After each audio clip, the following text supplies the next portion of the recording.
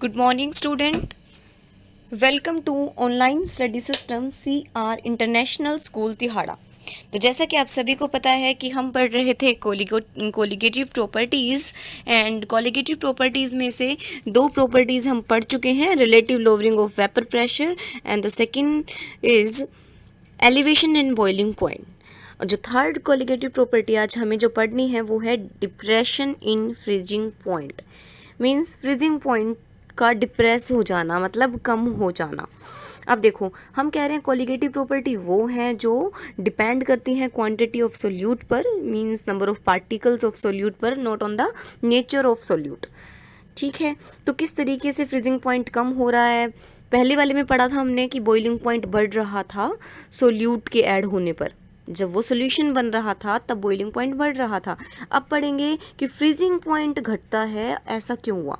सबसे पहले इसके लिए आपको पता होना चाहिए कि फ्रीजिंग पॉइंट होता क्या है। तो ये बताने के लिए ये बताती हूँ आपको। देखो, freezing point it means fridge हो जाना। अब फ्रिज कौन होंगे? देखो भाई, सभी का अपना एक वेपर प्रेशर होता है, चाहे वो सॉलिड हो, चाहे वो लिक्विड हो, चाहे वो गैस स्टेट में हो। सब ये पता होना चाहिए। सॉलिड का तो बहुत ना के बराबर होता है क्योंकि वो सॉलिड स्टेट में है, ठीक है। लेकिन ये होता है कि वो सब्लाइम होता रहता है, थोड़ा थोड़ा तो वेपर बनते रहते हैं।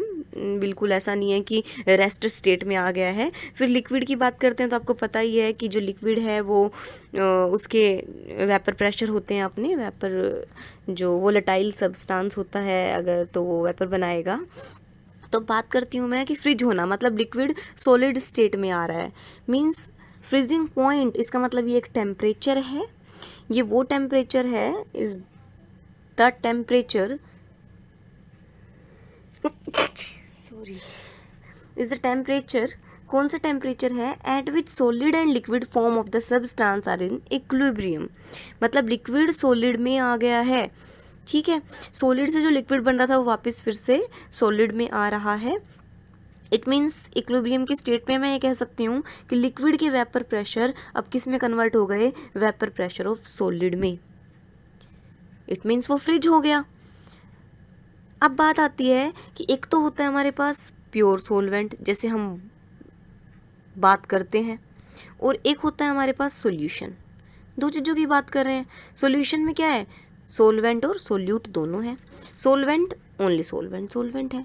तो अब ये कह रहा है कि फ्रीजिंग पॉइंट जो होता है वो सॉल्यूशन का कम होता है प्योर सॉल्वेंट की बजाय, और सॉल्यूशन की वजह से वो फ्रीजिंग पॉइंट कम हो रहा है। मतलब हम सोल्यूट ऐड कर रहे हैं जिसकी वजह से फ्रीजिंग पॉइंट कम हो रहा है, तो हम उसे क्या बोल देते हैं कि depression, means decrease in freezing point.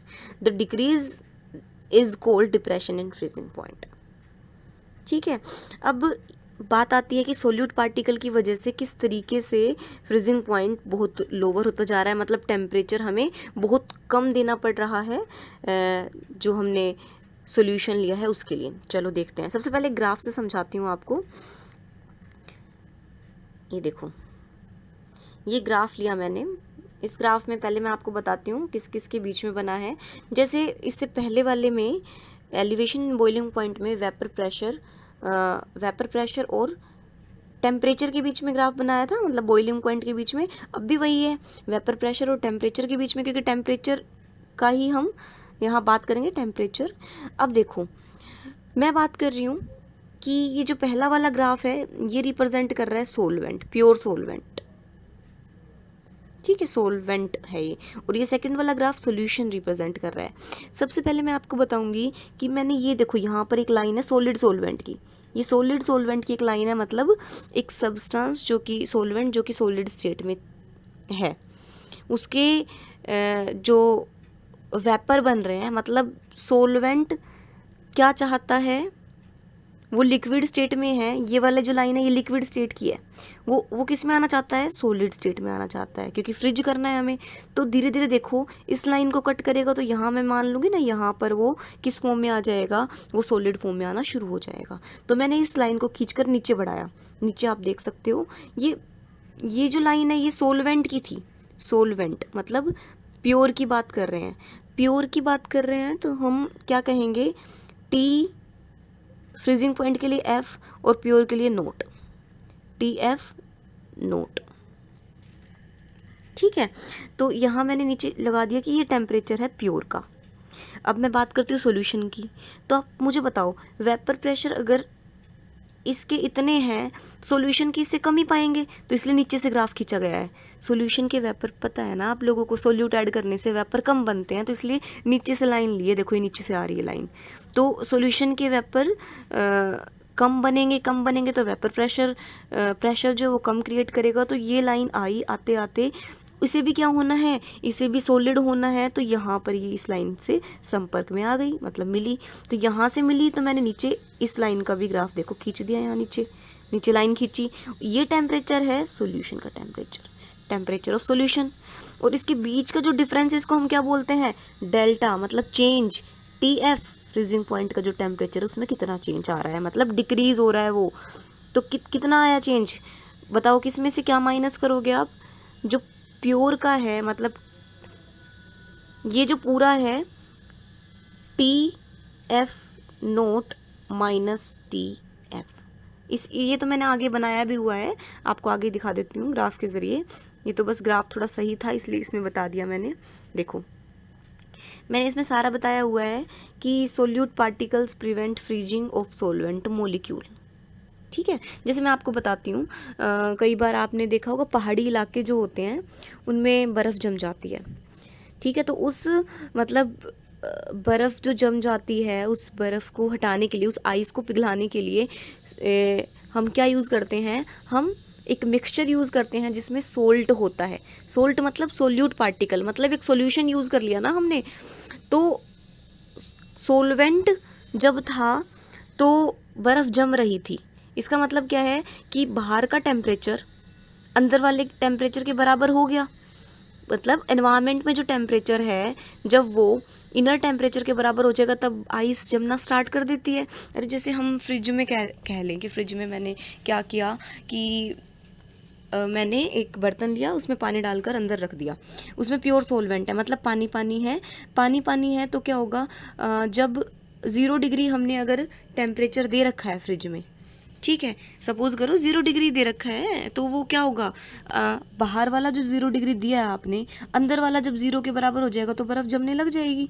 मतलब दोनों का टेम्परेचर सिमिलर हो गया, मतलब वेपर प्रेशर जो बाहर का था वो अंदर के बराबर हो गया, तो फ्रिज हो गया पानी। लेकिन आप सोचो, अगर आप उसमें नमक ऐड करके फ्रीजर में रखोगे, आपने क्या किया, पानी लिया, पानी में नमक डाल दिया, मतलब सोल्यूट पार्टिकल ऐड कर दिए, सोल्यूशन बनाकर फ्रिज में रख दिया, क्या होगा, प्रैक्टिकली कर लेना बेशक इस चीज़ को, 0 डिग्री आपने अगर फ्रिज का टेम्परेचर अंदर कर रखा है तो वो जो पानी है जिसमें सोल्यूट पार्टिकल है, जिसमें सोल्ट है, वो नहीं जमेगा, क्योंकि अब सोल्ट पार्टिकल ने क्या किया, जगह ऑक्यूपाई कर ली।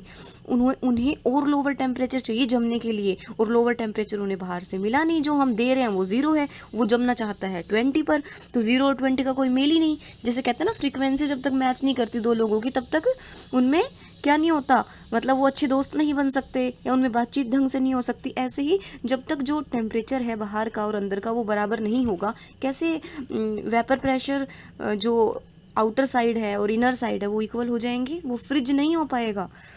तो इसी तरीके से यहाँ मैंने लिखा भी है, ठीक है, कि TF नोट मैंने प्योर का मान लिया, TF मैंने सॉल्यूशन का मान लिया, तो डेल्टा TF क्या होगा, नोट में से हम TF को माइनस कर देंगे। नोट में से क्यों किया है, ये ग्राफ के ज़रिए आप देख लोगे, जो ज़्यादा होगा उसमें से कम को करते हैं। तो कौन ज़्यादा टेम्परेचर पर मतलब बहुत लोअर टेम्परेचर देना पड़ा हमें TF वाले को, और TF नोट तो प्योर का था। ठीक है, तो आप देख लेना यहाँ ग्राफ में से, आपको समझ में आ जाएगा। फिर भी मैं एक बार दिखा देती हूँ ग्राफ को ऊपर करके, देखो ये ध्यान दो, यहाँ ये TF नोट है यहाँ से यहाँ तक, और यहाँ से यहाँ तक TF है। ठीक है, ये TF देखो लाइन खींच रखी है मैंने TF की, ये TF नोट है। तो TF नोट में से TF माइनस करोगे तभी तो ये बीच वाला पॉइंट मिलेगा ना। अरे एलिवेशन इन बॉइलिंग पॉइंट का था, सेम वही करना है इसमें, बस उसमें आप देखोगे तो डेल्टा TB था, इसमें डेल्टा TF है। उसमें TF minus TB minus TB note था, इसमें TF नोट माइनस TF है। ठीक है, क्योंकि वो एलिवेशन है, बढ़ रहा है, इसमें घट रहा है। अब बात आती है delta T F colligative property है, क्योंकि ये किस पे डिपेंड कर रहा है, ये सोल्यूट पार्टिकल के आने पर ही चेंज हो रहा है, डिक्रीज हो रही है वैल्यू, तो मींस कंसंट्रेशन ऑफ सोल्यूट पर। अब कंसंट्रेशन की मैंने आपको पहले भी बताई थी, टेम्परेचर इंडिपेंडेंट टर्म लेनी है and that is molality. Molality को मैंने डिनोट कर दिया m से, delta T F directly proportional to m। Directly का साइन हटाओगे तो क्या लगेगा, कांस्टेंट, और कांस्टेंट f है तो kf लग जाएगा। इस कांस्टेंट का नाम है मोलल डिप्रेशन कांस्टेंट। एक तो होता है एलिवेशन कांस्टेंट, ये डिप्रेशन कांस्टेंट, ठीक है। इसको बोलते हैं कायरोस्कोपिक कांस्टेंट, जैसे उसको बोला था एब्ल्यूस्कोपिक कांस्टेंट, ऐसे इसको बोलते हैं कायरोस्कोपिक कांस्टेंट, ठीक है। तो ये ग्राफ मैंने आपको बता ही दिया है। इसमें एक बार आप ये चीज़ और कर सकते हो, इस ग्राफ में दे नहीं रखी है इसे, ताकि आपको कन्फ्यूज़न ना हो। इसे मान लेना आप टी एफ नोट और इसे मान लेना टी एफ। अब आपके लिए इजी हो जाएगा, टी एफ नोट में से टी एफ माइनस करोगे आप जब, तब आपके पास ये आ जाएगा बीच वाला पॉइंट, ठीक है, डेल्टा टी एफ। अब आगे आती है एप्लीकेशन, मतलब ये कहाँ कहाँ यूज़ होता है। ये सब आपको बताने की ज़रूरत नहीं है जो मैंने यहाँ भी लिख रखा है, क्योंकि देखो वही बात है, बिल्कुल एलिवेशन बॉइलिंग पॉइंट की तरह है कि delta T F is equal to K F into M. मान लो मैंने मोलैलिटी जो है उसको 1 ले लिया, तो delta T F is equal to K F. आपसे कोई पूछे कि के मतलब कायरोस्कोपिक कांस्टेंट या फिर मोलल डिप्रेशन कांस्टेंट क्या होता है, तो आप कह देना कि जब मोलैलिटी यूनिटी होता है तो डेल्टा टी एफ और के एफ इक्वल होता है, ठीक है। तो अब delta T F is equal to K F, M था ना, एम का फॉर्मूला पुट कर दिया, अगर 1 ना है तो फॉर्मूला पुट करेंगे, मीन्स मोलैलिटी का फॉर्मूला W2/m2 1000/W1। अब बताने की ज़रूरत नहीं है, आपसे जिसकी भी वैल्यू पूछिए, मतलब मास की पूछिए, मोलिकुलर मास की, तो आप यहाँ से मोलिकुलर मास फाइंड आउट कर लेना, m2 आ जाएगा। अब आपसे पूछेंगे कि क्या एक कोलिगेटिव प्रॉपर्टी है, आप कहोगे बिल्कुल, क्यों, क्योंकि इसमें देखो ऊपर W2 आ रहा है, मीन्स नंबर W2 मतलब यहाँ पर क्या है, W2 का मतलब क्या होता है, मास किसका, सोल्यूट का, मीन्स क्वांटिटी किस पे डिपेंड कर रही है, सोल्यूट पे डिपेंड कर रही है, ठीक है। Colligative property depends upon the number of particles of solute. अब करते हैं इसकी एप्लीकेशन। अभी भी मैंने बताई थी वो मिक्सचर वाला, फ्रिज को इस चीज़ हो गई, उसको हटाने के लिए एंटी फ्रिज डालेंगे, तो एंटी फ्रिज में हम इसका यूज़ करते हैं ताकि सोल्यूट पार्टिकल आ जाए, वो जगह ऑक्यूपाई कर ले सॉल्वेंट में और फ्रिज ना हो। दूसरा ये भी मैंने आपको बताया था कि सर्दी में बर्फीले इलाकों में बर्फ़ जमने पर नमक डालते हैं, साथ में CaCl2 भी डालते हैं, मतलब फ्रीजिंग पॉइंट और लो चला जाए, इतना बाहर आएगा नहीं तो बर्फ़ जमेगी नहीं, ठीक है। तो डिफरेंस हो जाएगा ना टेम्परेचर में, कैसे जमेगी। ऐसे एक क्वेश्चन पूछ रखा है कि जो ओशियंस हैं, मतलब जो महासागर वगैरह होते हैं, वो फ्रिज कभी नहीं होते, चाहे कितनी ज़्यादा बर्फ़ जम जाए। तो वही बात है कि उनके अंदर क्या होता है, बहुत सारा सोल्ट होता है, वाटर के अंदर ह्यूज अमाउंट ऑफ सोल्ट होता है जो उन्हें जमने नहीं देता। तो ये आज हमारा टॉपिक था। इससे रिलेटेड क्वेश्चंस आपको दिखेंगे, एलिवेशन इन बॉइलिंग पॉइंट से रिलेटेड भी, डिप्रेशन इन फ्रीजिंग पॉइंट से रिलेटेड भी। आप वो क्वेश्चन करना, कुछ ना आए तो पूछना। बाकी नेक्स्ट में मैं कोशिश करती हूँ क्वेश्चंस भेजने की, वरना ऑस्मोटिक प्रॉपर्टी लास्ट जो हमारा टॉपिक रहेगा कोलिगेटिव प्रॉपर्टी का, वो आपको पढ़ाया जाएगा। Thank you very much. पढ़ना अच्छे से, और ना आए तो डाउट ले लेना।